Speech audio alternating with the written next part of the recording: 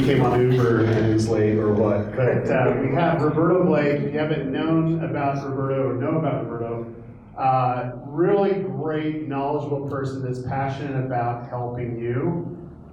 He travels all around the world. He has clients like Adobe and so on. And he's well renowned in the speaker space, and he's asked a lot to speak because he's an artist, first off, and a creator, and he's a photographer, and very passionate person. And I think the biggest thing for me is he's my friend, and what I love about him is he's willing to help the people that can't help themselves. And that's why I love him so much, and he contributes a lot to this community. So let's do just kind of a welcome for Roberto. Oh, wow.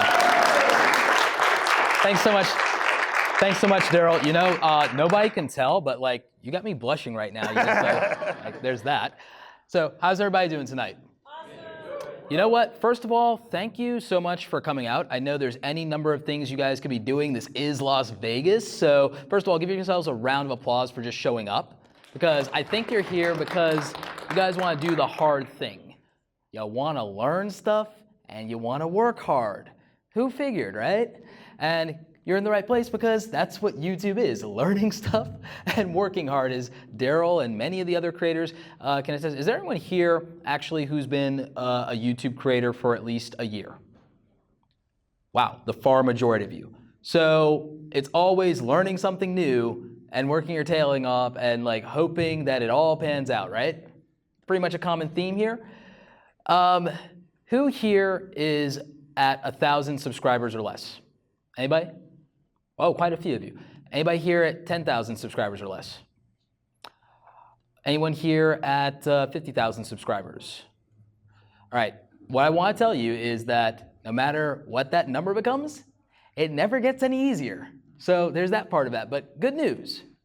It's never been a better time to be a creator. It's never been a better time to be a YouTuber. I know everyone will tell you that the right time to be on YouTube was 7 years ago, 8 years ago, 9 years ago, right? Because you could have blown up and there was no one in your niche and there was no competition. And you know what else there was? Nobody watching.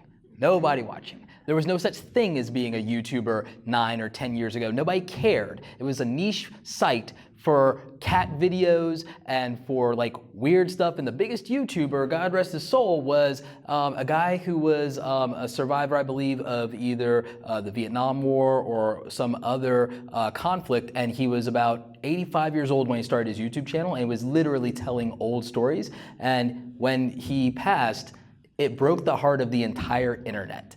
And that's what being a quote unquote big YouTuber was a few years ago. And today I see people who start from the zero and go to 1 million in a year, in 2 years, with hard work, with creativity, with discipline, and bringing something new and sharing their voice and sharing what they're passionate about. Anybody here familiar with a YouTuber named Peter Mckinnon? Yes. Anybody here know who Peter Mckinnon was 2 years ago? Exactly. And that's my point. He started from zero with a YouTube channel just like any of you. And in the last year, he's blown up. He's at what, 1.6 million now? Is that about right, Daryl? And you know, he did it through hard work and sweat and well over 100 videos. Peter had a couple of skill sets under his belt that were very advantageous. But that doesn't mean that you don't have skills or you don't have a voice or you don't have something that there could be tens of thousands, hundreds of thousands, millions of people who are underrepresented in terms of like maybe there's 1 million people that don't have a knitting channel to watch. You just don't know until you try. I didn't think that there were 100,000 people that wanted to be creative entrepreneurs per se and wanted to learn how to freelance or build a business or not be a starving artist. I'm really encouraged that a lot of people don't want to be a starving artist because I've spent a better part of my life watching a bunch of people who are ridiculously talented at art or photography or painting or sculpting that live for their nights and weekends and are working a 9 to 5 that's crushing their soul and their creative spirit. They're sitting there and they're one of the most tremendous artists, and I can't understand why they're not on billboards and why they're bagging groceries instead. And it's a problem that I'm so passionate about solving, but I didn't necessarily think that there was anyone who was gonna actually listen to me. I didn't have that audacity. I didn't have that bravado that 100,000, 250,000 people actually would care what I have to say about it. But they did. And I bet you that there's probably tens of thousands, not hundreds of thousands of people who care about exactly the same things that you care about. We all are individuals. We all are unique. We all have things that we love. But guess what? as bad as it might feel sometimes, we're not really alone. And the great thing is we finally live in an era that our parents and grandparents never got to see, where we're not beholden to having to get along with or conform to the 10 or 20 people that we're stuck in a room with every day. We're not limited by maybe the fact that we're born in a small town or in this part of the world or that part of the world, or maybe to a family where they just don't get the thing that we want to do. We have this beautiful invention called the internet. That means that we can put ourselves at any given time in the environment with the people who care about exactly the same things that we care about, that share the same values, that have the same dreams, that have the same vision, that have the same crazy, stupid excitement over the goofy thing that we could talk about for 5 hours without ever stopping. And it's wonderful. We have that choice. We can choose our community. We can choose our friends. There are people here right now that they have their best friends and relationships, and even their soulmates, their husbands, their wives, their boyfriends, their girlfriends, because of the fact that we have that opportunity to choose who we want to be with, who we want to spend time with, who we want to spend time on. We have that in a way that's never existed before. The internet is the most powerful tool we've ever had since the printing press, since telecommunications, since broadcast, and now, just as we were just hearing about, broadcast is literally in the hands of every single one of us. Live broadcast television, something that just 8 years ago was only available to the 0.00001% of people with $1 million. Those guys, yeah, and now every single one of us, and trust me, they're running scared, they're worried about it. But the beauty of it is that this means you have unlimited opportunity, because this is all you need to get started. Yeah, I like to film on fancy camera gear. I think a lot of people who might be familiar with me. Is anybody here familiar with me before this? Anybody? Oh wow, that's flattering. That's extraordinarily flattering. But you guys, then about how the only thing I spend money on is tech and travel, and so I buy a lot of fancy cameras and then I complain about them because they're not perfect. And I complain about them because, ironically, this thing, which absurdly cost more than a flat screen TV, is good enough to get the job done. It's good enough for you to get started. It's good enough for you to get your voice and your vision out there. It's good enough for you to find a few people, probably more people that you'll find at work or the lunchroom or wherever, that actually care about the same thing as you, that watch the same favorite TV show as you, that have the same complaints about the movie you just saw, that have the same frustrations with their kids or with their spouse or whatever. You have access to those people now, and it's only getting better. I know there are a lot of people who are concerned about the current state of YouTube. I know a lot of people, is anybody here concerned about what's going on with, say, ad revenue? Anybody here feeling some anxiety about that? Anybody feeling anxiety about the algorithm? All right. What if I told you that neither of those things actually matter? What if I told you those things actually don't matter? The majority of the big YouTubers that you know of have no clue how the algorithm works. What they know is what their audience loves, and they know what they love, and they know exactly who they are, and they play to their strengths, and they use YouTube the way that they would if they had access to a television studio. They just use it as what we refer to in marketing as arbitrage. To put it simply for everybody, they use it as a funnel for the most attention they could possibly get. Because ad revenue or no ad revenue, $1 or $10, if everyone in this room had access to that multi-million-dollar film production video studio, if they had access to that and you were told, show up every day, broadcast to whoever happens to tune on, and we're not going to pay you anything, but you have access to all the cameras and all the lights, you'd probably show up every week and put on a show. You'd probably put on a show, you'd probably work your tail off, you'd probably sing your heart out, whatever your skill is. You'd sit there and you'd be the new Bob Ross, whatever it is that you want to do. You'd sit there and read stories, or you'd tell old stories, you'd sit there and knit for an hour. If you had the opportunity, you would do it because you know that there's something that can come from that, and you know that it might matter later, and you know that would be relevant. And the thing is, at the end of the day, it's just a catalog of you getting to do something that you care about and then being able to share it with a few people later who just couldn't be there at the time. And at the end of the day, that really does matter. At the end of the day, there are a lot of people who get to share their lives with their actual day-to-day lives, the raising of their family and their children with millions of people.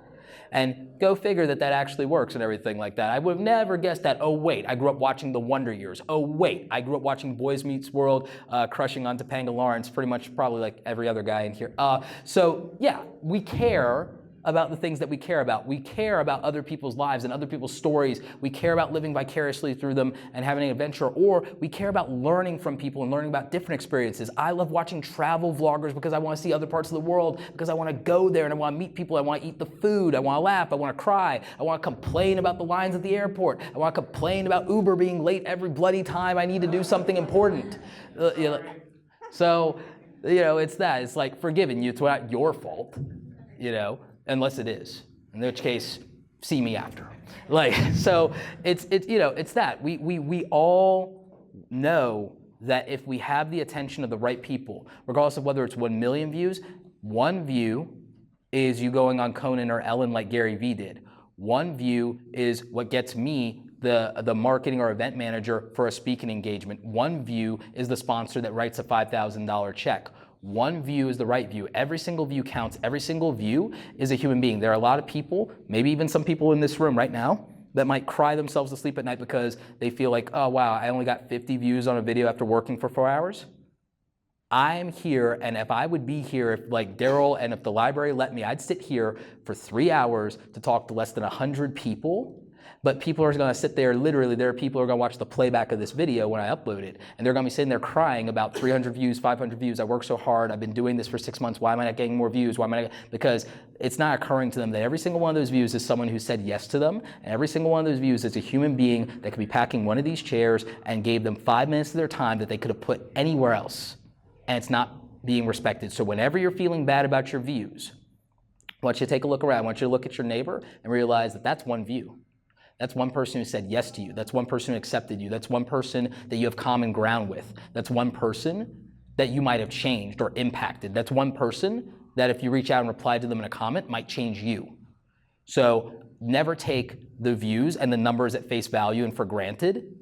They all matter, every single one. You can't get 1 million without one. It's a lot of ones. And you get them one at a time. People ask me, how do I build and grow my audience? It's like, I'm not, like, look, Daryl's the guy, viral video guy. Daryl knows how to do that. It's like, Daryl, can I have the secret sauce? Can I have, please? Like, no, like about 1,200 videos in the last 4 or 5 years, not a single viral video once to get to over 250,000 subscribers, not one.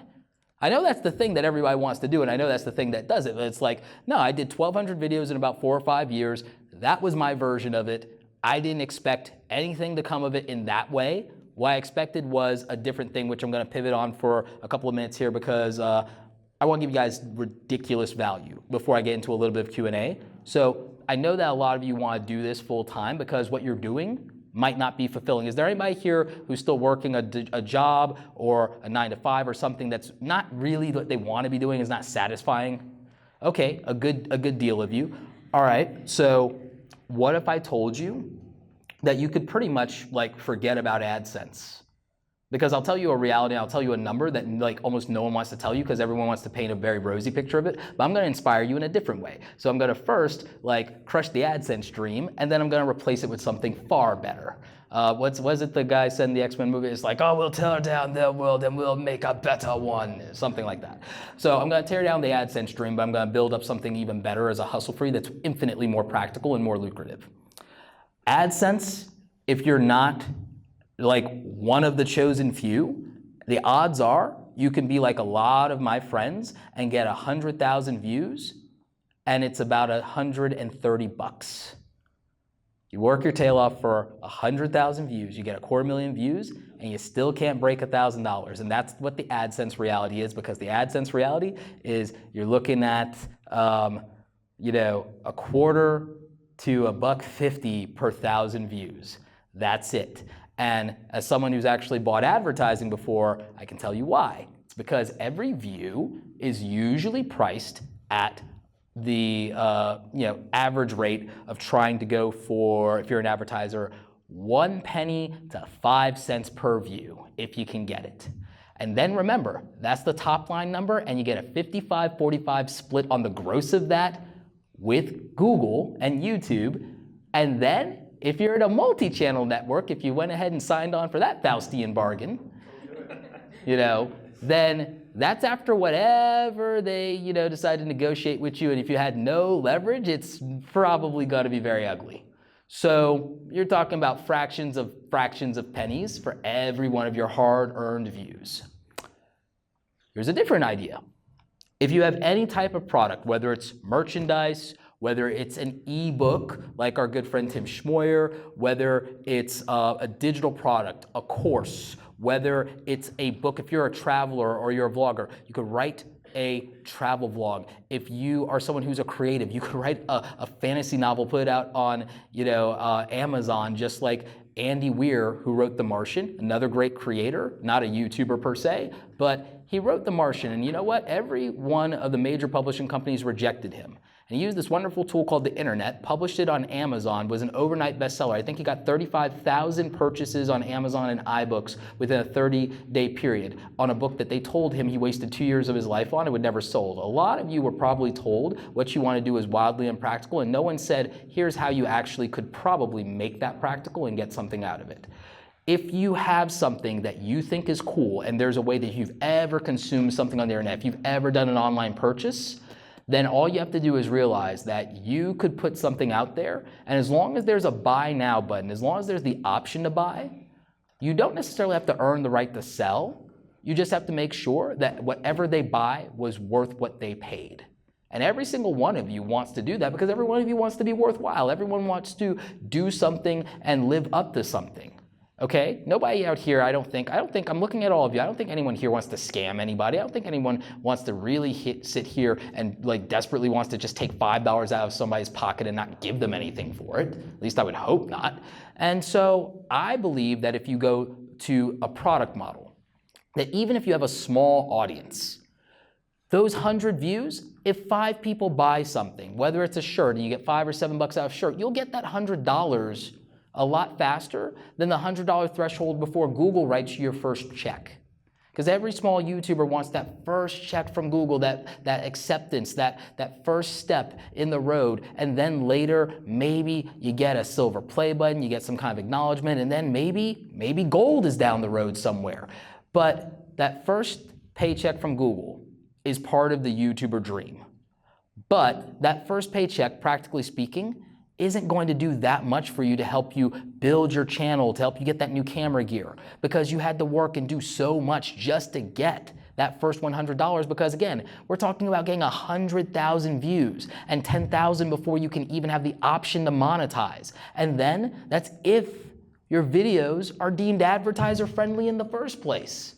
You can bypass all of that and let the people who already love what you do, who accept it, make a decision for themselves as to whether they want a deeper relationship with you and whether they want to support you with $5 or $10, whether that's in ad revenue. You talked earlier about releasing videos early to an email list.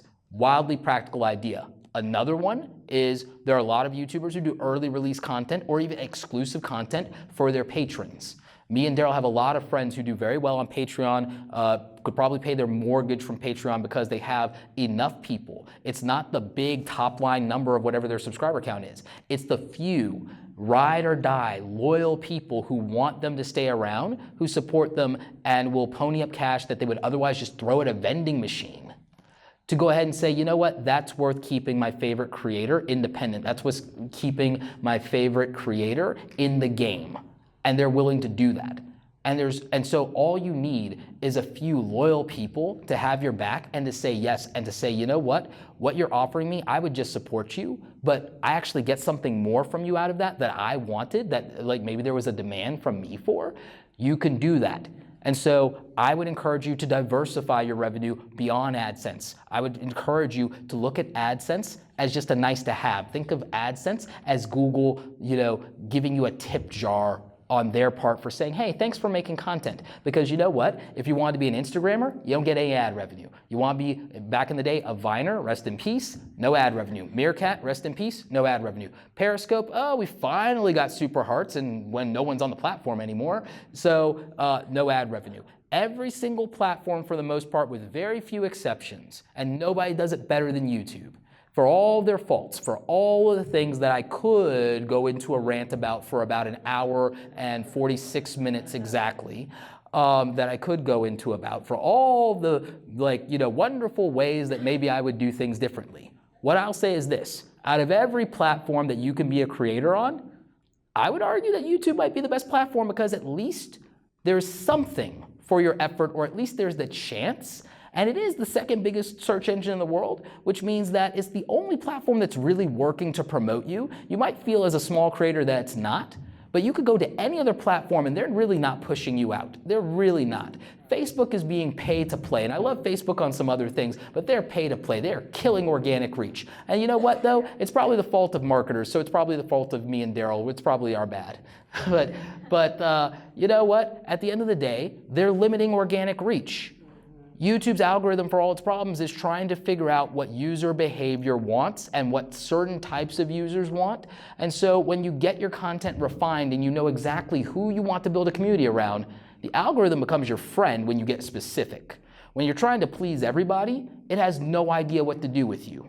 The same way that a lot of people wouldn't. But at least they're trying.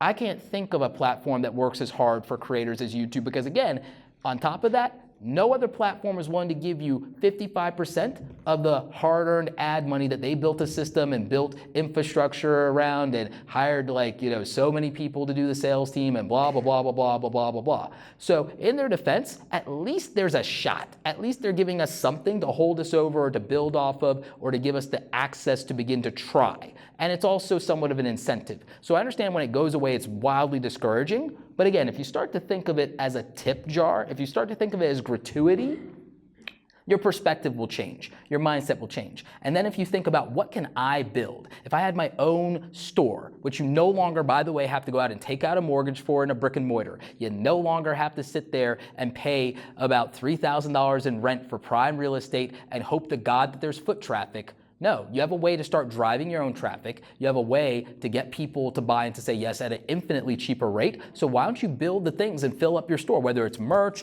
whether it's something digital, whether it's books, ebooks, whether it's a physical handmade product, whatever it is, whether it's a service, you can do that. And you can start to build that out around the things that you love, and then all of a sudden you can take money from people who actually want something you have to offer, whether it's your hand-knitted caps, whether it's your t-shirts, whether it's custom hand-drawn sneakers, like with artwork on them, whether it's actual digital art, like Timmy Ham. He is an amazing artist from Arizona. He is one of the most phenomenal creative people that I've ever seen. And from his YouTube channel, he gets people who commission custom art pieces from him, or whether it's to actually do a hand painted sofa for their house, or whether it's to do a custom phone case for them with their YouTube logo and their stuff on it. And he's a creator's creator, and he has that outlet because he can show people what he does every single day versus hoping and praying that somebody out there in his town decides to hire him. He has a way to market and put himself out there and to sell his skills and his talent. And that's amazing, and that's an opportunity he did not have 10 years ago. The world didn't allow for that. The internet didn't allow for it. It wasn't there. You have a real chance. You can do anything that you want to do if you're willing to learn stuff and work hard and figure it out. And I'm here to help you. I will answer any questions that I can around that. I've left enough time for some of that Q&A, but I encourage you, look at a service model for what you can do, for what your skills are. Maybe even if it's not specific to your YouTube channel, maybe there's someone locally in your community that, since you have the skills of a YouTuber, you have the skills of knowing how to work a camera, you have the skills of knowing how online content platforms work, you know something that they don't know, you can sell that to them and probably get hundreds of dollars an hour on the skills you know as a YouTuber a lot faster than actually making money as a YouTuber. You have a camera. You probably can go out, even if it's not your passion, you're good enough to maybe shoot a couple of weddings for a few $100 and make that $500 a lot faster on the weekend than with a week of YouTube content. So I would encourage you to take advantage of every opportunity. Take advantage of the platform. Take advantage of e-commerce. Take advantage of merchandise. Take advantage of digital products and courses. Own your own business. Own a real business and use YouTube as leverage for building your brand, getting exposure, market yourself, build your own TV show the same way you would walk into $1 million studio for free and work every day.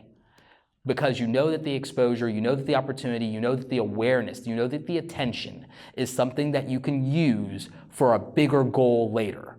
So that you can have awareness and you can get the one person that's the right person, and maybe they're the one person who writes you the biggest check you ever got.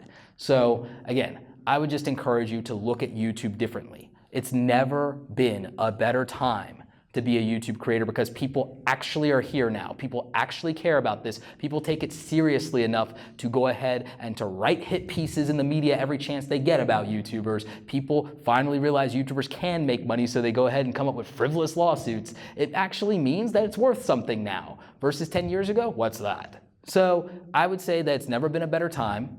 You know, like maybe getting into the ground floor would have been great, but let me ask you something. A lot of those people ain't around today now, are they? So there's always room. The funnel at the top, very narrow. There's only so many creators, and most of them are all in the same genre and niche. There's probably someone here getting into Q&A. There's probably someone here that your niche, there's nobody in your niche with 100,000. There's no one in your niche with 1 million. And that doesn't mean the demand isn't there. It's that somebody hasn't figured it out yet, so there's nothing but opportunity. So with that, let's go to Q&A. Yes? What does being a YouTuber actually mean? Putting out consistent content, being dedicated to actually doing that content and serving an audience. I don't give a crap about your subscriber count. I don't care about anything. That's not what makes you a YouTuber. You want to be a YouTuber? Show up, work. Done. Yes? What's up, man? So we have a little bit of a problem in our channel, and we're trying to figure out what format is best in order to get engagement. So what can we add at the beginning and the end in order to get comments and subscribers, and just kind of get the first minute of the video, ask your audience a question or ask them what they're challenged by and what you do. I've seen my engagement go through the roof just by using question of the day. Usually putting it at the beginning of the video helps, or pointing out or challenging an assumption that your audience has, and then asking them whether they think that's true or not, and even using the poll, but having the poll not just be yes or no, or even if it is, having a thing that says other and then parentheses comment.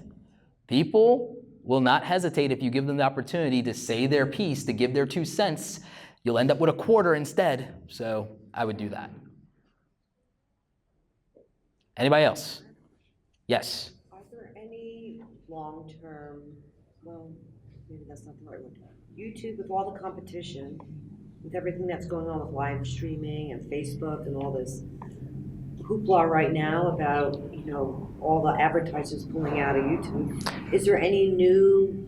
If I don't build it, or someone doesn't build blockchain, and I say that in all humility, if I don't build it, or another creator like Daryl or somebody, if a creator doesn't build it, which they don't have the pockets for that, sorry, we just don't. But if a creator doesn't build it and get massive VC funding, or if it's not blockchain, or if Apple doesn't do it, I will bet every dime in my bank account that in the next 5 years, unless it's something blockchain, nobody beats YouTube. It's not gonna happen, they're not gonna do it. Google has bottomless pits of cash. They have the best engineers in the world. They own one of the 7 proprietary ad platforms in the world, and they have the biggest one out of that. They still have triple the advertiser market share that Facebook does in digital.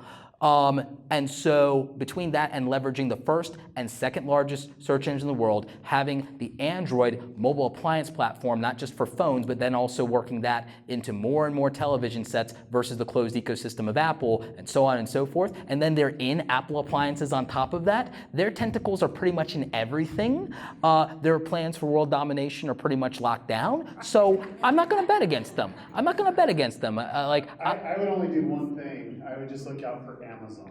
They do own Twitch. They bought it 3 years ago. And it wouldn't take too much for them to do anything with that platform. And I'm actually, that technology. I agree with you. But it'll take, that's why I said 5 years. That's why I put a 5-year clock on it. And I only put a 5-year clock on it just because of the lack of the search engine part of it, and the fact that the revenue for that will be tied more to e-commerce, which is transactional, which more people are more hesitant about versus the passive side, is where I'm like, that's interesting. So I'll wait for them to figure out culture or for culture shift. But on tech, I'll put a 5-year clock on it and say the next 5 years, nobody takes them out. After that, fair game. And again, caveat, be on the lookout for a blockchain video appliance and everything like that, because if there is, I don't mind speaking for you on this. We'll just buy in. We'll just get in early. We'll just write some checks and we'll just invest. Yeah. So What does that mean, blockchain?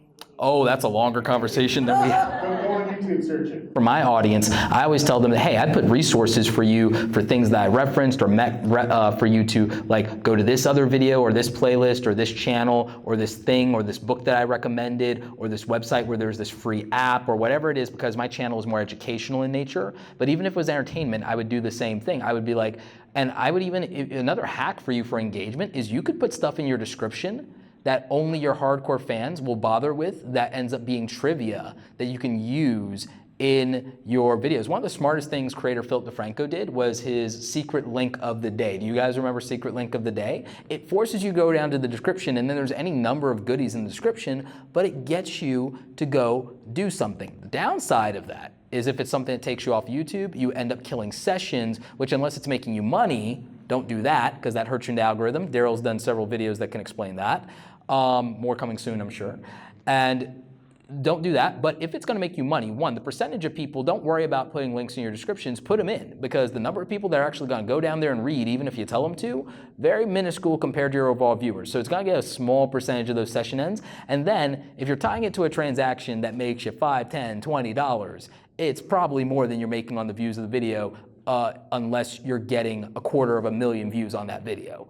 So it's probably more advantageous for you to have links that sell something, whether it's affiliate marketing with Amazon, whether it's your own merchandise, whether it's a product, physical or otherwise, whether it's something that a sponsor paid you for. If it's putting money in your pockets, link out to it, because that's going to be more valuable to you than playing the algorithm. The reason me and Daryl say stuff like, besides the algorithm, upload 3 to 5 videos or go daily, is because you have options to prioritize. You could make X amount of videos that are about putting money in your pocket. You could put X amount of videos out that are about growing your channel. You could put out one video. If you're doing daily videos, you got 7 shots. You can make 2 videos that are specifically designed to make you more money. You can make 2 videos that are designed to grow your channel, and you can make 1 video a week that is a shot at a viral video, and you can make 2 videos that specifically are just about your core, hardcore audience and being loyal. You could balance it out and build a content strategy and give every video a unique goal if you're making more content.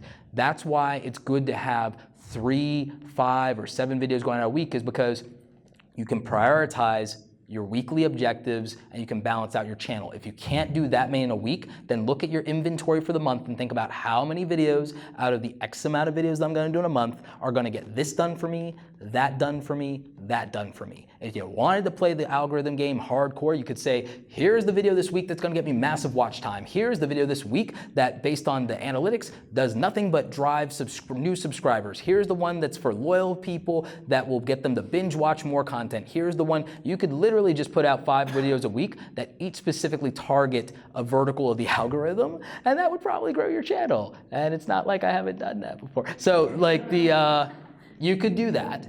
If you do it for a consecutive 30, 90 days, then your channel will explode. When I do that, I don't do it for a consecutive 30, 90 days, which is probably, a thing I should look at. So again, just make content that has specific, unique objectives, and you'd be surprised what'll happen. So hope that answers that. In the back there. Yeah, waving.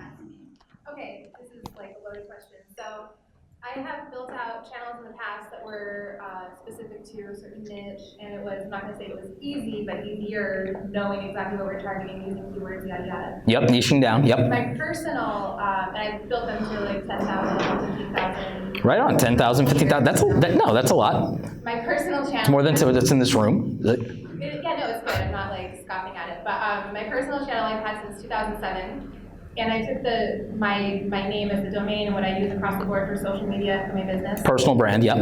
So it was really just like, for years, personal videos, me screwing around, whatever. And then my business has transformed a lot. And it's changed from helping with video and YouTube, marketing and funnels, and now Las Vegas stuff. Mm-hmm. I have in my channel like so many videos about random topics, and also literally hundreds, probably thousands at this point, of unlisted and private videos for my courses and for things like that. So I'm wondering if I'm like screwing myself with my channel by uploading all these videos that don't end up getting views, if I'm like messing up the algorithm, and especially because they're unlisted.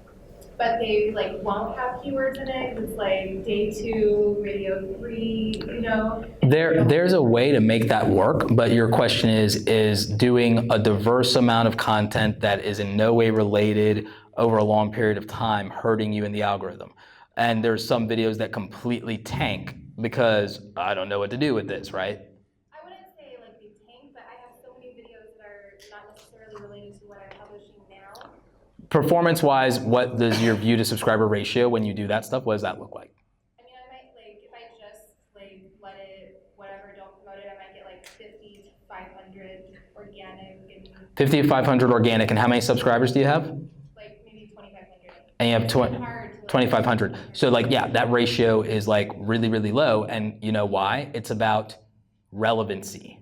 Relevancy, and the only reason that we talk so much about titles, descriptions, and tags is the same way I told you guys to productize earlier. You need to understand that, yes, it's your content, yes, it's your baby, yes, it's your personality, but on a technical level, every video that you put out is a product, and YouTube is just doing its best to make sure that if it belongs in the cereal aisle, it's in the cereal aisle. You know, but you have to decide if you're going to be Harry's Hardware, or if you're going to try to be Walmart. You know, and that, you know, determines how every individual thing in your channel performs. And that is a problem because people are going to go to the aisle that matters to them. But when you're in a hardware store, you have a better chance of making sure that everybody walks out with something. So that's the problem. All the unlisted ones that I do, even if it might get like 10 views because I'm sending it just to a few people, Unlisted views don't affect they don't affect the me. algorithm. Nope. It's not, it's de-indexed, it's not searchable. Yep. Okay. I mean, like back in the Google days of websites, we would like de-index any landing page that we were running ads against. We would optimize it for relevancy to get the lowest ad spend. But if you think about it in the reverse way, then a YouTube unlisted page that's de-indexed from search isn't affecting the algorithm and the performance or any of those things at all. And that's why we used to, in the Google days, do the exact same thing, is because we don't want organic traffic to go to something that we're spending ads on, because it's hard to then analyze and understand the traffic, and it's going to be bad for us for the ad spend. And so the unlisted videos aren't affecting you. If anything, when you unlist or private a video that does perform very poorly, your average number of views tweaks according to that, which doesn't matter as much to the algorithm as people thinks it does, but it does matter to sponsors when they're vetting you. So sometimes that's a thing. Or if it's a video that allows for what the change in your brand is to be taken out of context, as many YouTubers have experienced recently, thank you, media, for that.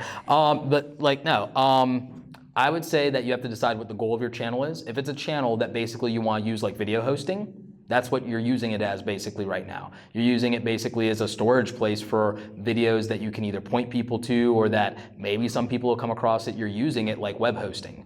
You're not using it as a specific targeted objective in terms of, you're not approaching it like you would a television channel with multiple shows that are targeted, or even an individual whole television show or a broadcast package or something like that. You're using your YouTube channel as hosting storage for videos, not as a media platform. And so, which is in some cases fine. There are companies who can and should do that. But ideally, if you're going to have a YouTube channel, don't forget the word channel. Reverse engineer, as much as we despise, television, there's a lot to learn there.